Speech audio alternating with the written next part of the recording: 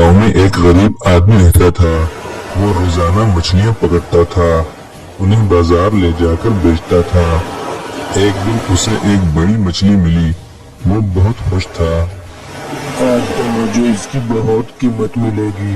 आज तो फ्रूट भी लेकर जाऊंगा, खिलौने भी बच्चों के लिए लेकर जाऊंगा। यही सोचते हुए ये आदमी मछली लेकर बाजार जा रहा था। एक आदमी रास्ता में मिला जो शैतान सिफत इंसान था। मालो दौलत के नशा में चूर, पत्थर दिल आदमी था। अपने आप को बहुत ताकतवर समझता था।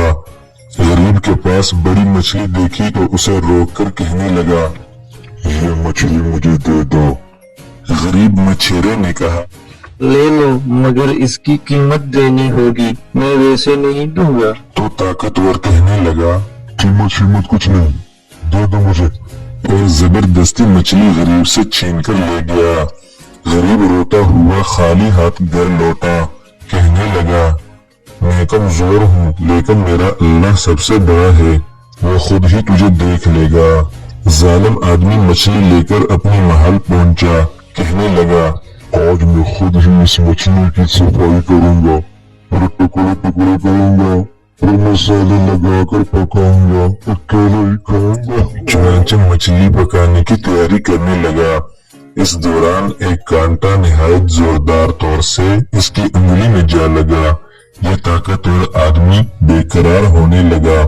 हैरान कुन बात है कि जख्म देखने में तो मामूली था, मगर शदीद दर्द इतना ज्यादा था कि ये ताकतवर आदमी बेकरार होने लगा और डॉक्टर के पास गया।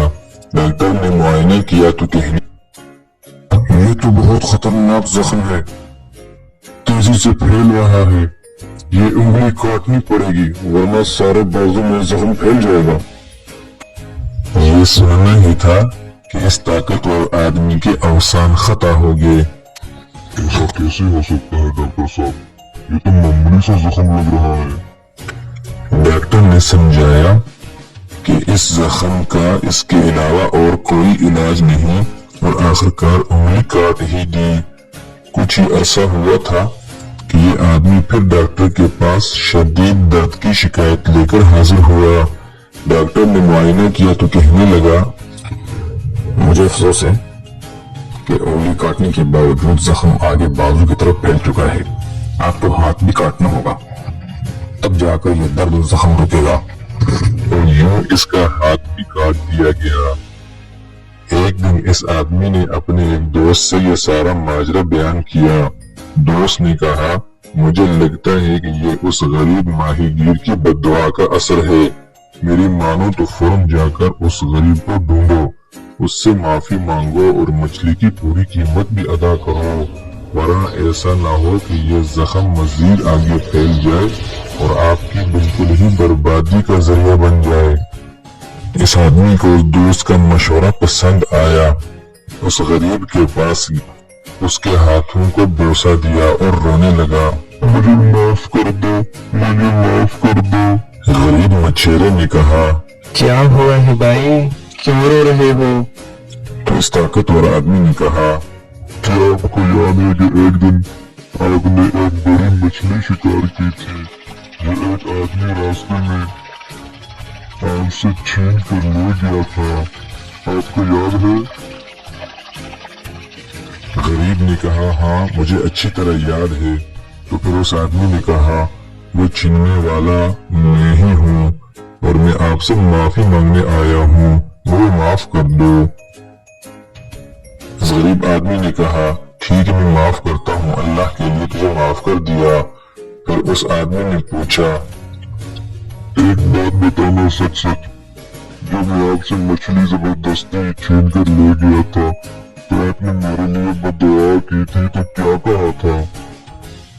उस गरीब मछली वाले ने जवाब दिया, हाँ मेरे दिल से बदुआ निकली थी कि अल्लाह, इस जालिम जाबिर आदमी ने मुझे कमजोर पाकर मुझसे मेरे बच्चों का रिज़्क छीन लिया। ए अल्लाह, तू इसे अपनी ताकत दिखाकर इससे बदला और इंतकाम ले ले। तो उस जालिम आदमी ने कहा, आपकी ये बद्दुआ कबूल हुई, कि अल्लाह ने मुझसे इस जुल्म का बदला ले लिया। ये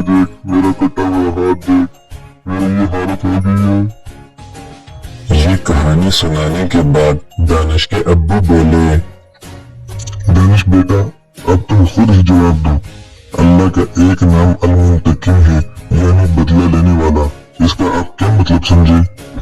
میں سمجھ گیا ہوں، جب کوئی مظلوم اپنے اوپر کیے جانے والے ظلم کے معاملے کو اللہ کے سپرد کر دے تو اللہ تعالیٰ خود ہی ظالم سے مظلوم کا بدلہ اور انتقام لے لیتا ہے۔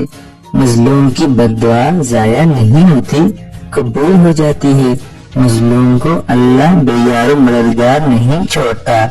جو آدمی کسی پر ظلم زیادتی کرے اللہ اسے ہو سکتا ہے کچھ عرصہ مہلت دے، مگر اللہ اسے معاف نہیں کرتا، انتقام لے لیتا ہے۔ یہ جواب سن کر دانش کے ابو بہت خوش ہوئے اور شاباش دیتے ہوئے بیٹے سے کہا،